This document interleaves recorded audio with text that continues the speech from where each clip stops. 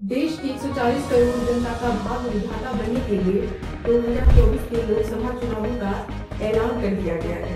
इस महासमर में अपनी आहुति देने के लिए बीजेपी, कांग्रेस और अन्य क्षेत्रीय दल चुनावी रणसमर में उतर चुके हैं, जिनके भाग्य का फैसला 4 जून को होना है।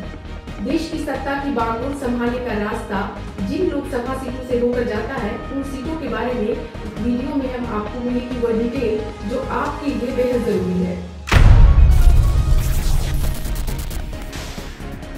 कूच बिहार पश्चिम बंगाल में राजनीतिक हिंसा की साक्षी और राजवंश की विरासत को संभालने वाली इस सीट पर वर्तमान में बीजेपी के निशीथ पुराणिक काबिज हैं।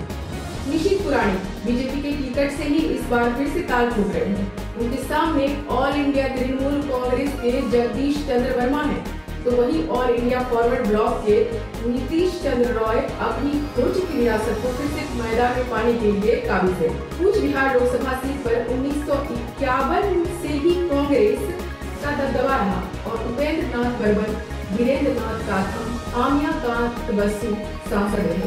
1957 में उपेंद्र नाथ बर्मन सांसद फिर से बने और संतोष बनर्जी भी कुछ समय सांसद रहे।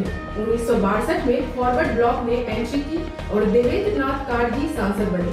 1963 में उपचुनाव हुए तो कांग्रेस की पीसी बर्मन चुने गए। 1967 में फॉरवर्ड ब्लॉक पार्टी ने फिर वापसी की और बिनोय कृष्णदास चौधरी सांसद बने। फिर 1971 के चुनावों में चौधरी ने कांग्रेस का दामन थामा और सांसद बने।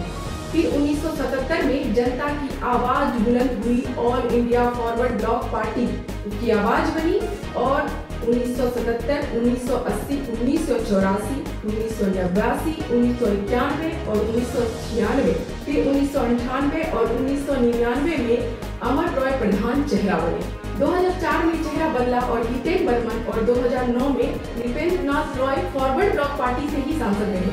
लगातार 37 सालों तक कूच बिहार में कम्युनिस्ट विचारधारा का झंडा बुलंद रहा। इस झंडे को चुनौती दी कांग्रेस से ही टूटकर बनी ममता बनर्जी की ऑल इंडिया तृणमूल कांग्रेस ने। 2014 में टीएमसी की रेणुका सिन्हा कूच बिहार विधानसभा सीट से चुनी गई। 2016 में उपचुनाव हुए तो प्रथा प्रीतम रॉय चुने गए। 2019 में बीजेपी ने सेंध मारी की और निशीथ प्रामाणिक कूच बिहार से चुनकर संसद में पहुंचे। अगर कूच बिहार लोकसभा की राजनीतिक बनावट की बात करें तो Cooch Behar seat scheduled caste के लिए रिजर्व है। माथाबंगा, कूच बिहार उत्तर, कूच बिहार दक्षिण, सीतलकुची, सिताई दिनहाटा और नंताबरी विधानसभा सीटें हैं, जिनमें से 5 पर बीजेपी और 2 पर टीएमसी काबिज है। यहाँ हिंदुओं की आबादी 75%, जिसमें राजवंशियों की आबादी 62% है, बाकी 25% मुस्लिम आबादी है। कूच बिहार पर कई महाराजाओं का शासन रहा। इस क्षेत्र में कई राजमहल हैं, जिसमें कूच बिहार रॉयल पैलेस, कोसन निमारी, मदन मोहन मंदिर, सागर दीघी शामिल है। जयपुर राजघराने की महारानी गायत्री देवी खुद कूच बिहार से ही थी।